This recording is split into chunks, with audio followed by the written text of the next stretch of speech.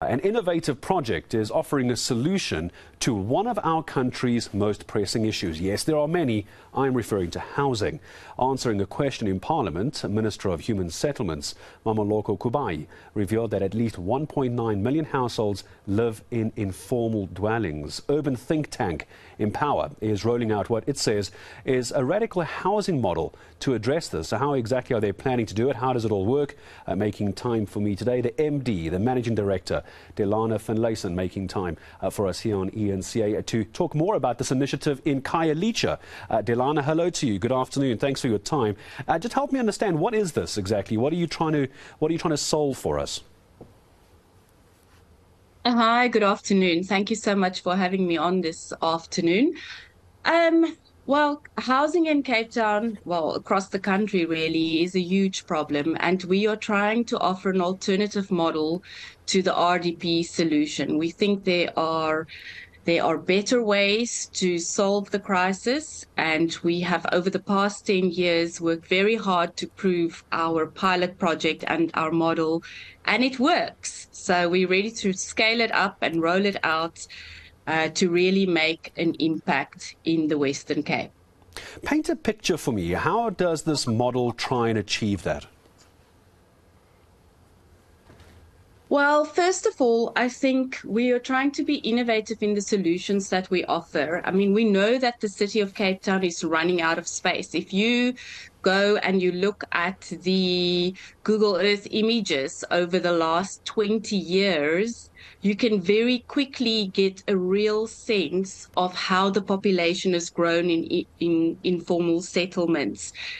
So we cannot just focus on greenfields developments. It's obviously a lot easier to just find unoccupied land and develop that, but it really doesn't work. We need to focus on sites that are already occupied and develop those. And in working very closely with the community from the word go, and getting their buy-in and allowing them to participate in the process, we can in fact develop occupied sites with relative ease. Of course, there are always stumbling blocks.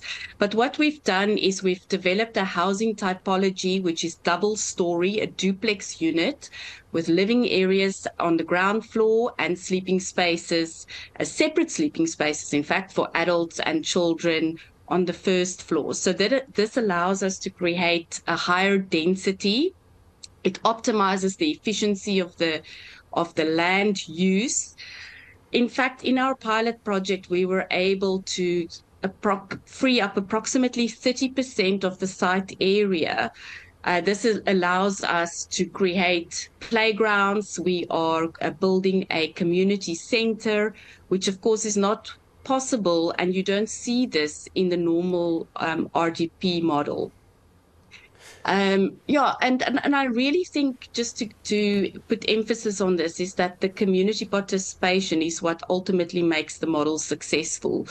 They are the key stakeholders and ultimately our clients.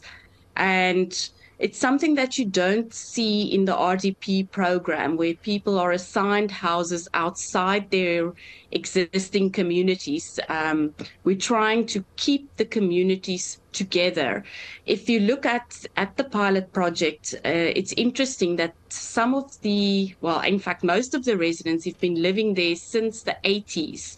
So to give them, for example, an RDP house in a remote area, you will literally break up the entire community. And we try to strengthen the bonds that are already in place by keeping the people on the site that they have been living on.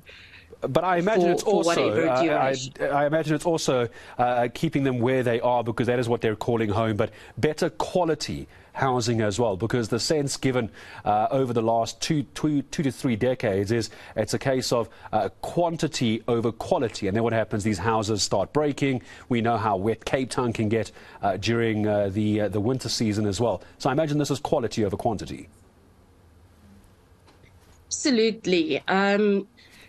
It has to be quality first, in a way, and we are, using the local community and providing them training to assist in the construction processes.